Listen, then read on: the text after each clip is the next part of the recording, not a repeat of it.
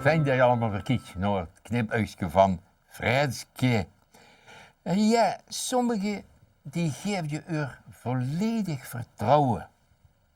Maar is dat wel goed?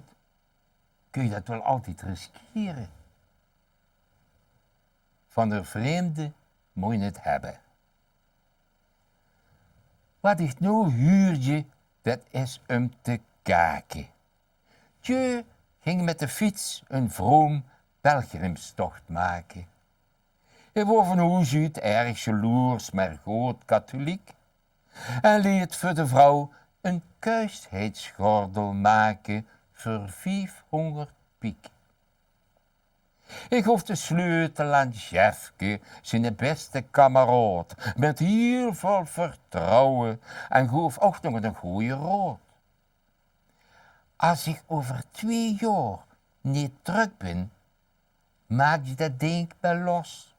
Tja, misschien ben ik dan de bebuut of met wat anders te klos.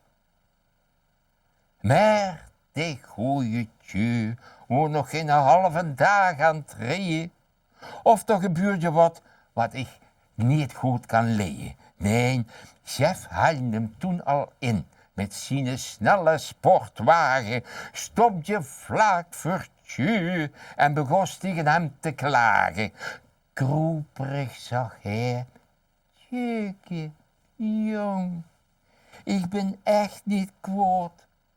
En je troed je mich terecht als je beste kameraad. Maar, zegt chef, zo heel fijn en je zult het maar beleven. Tjeukje, jij hebt me de verkeerde sleutel gegeven.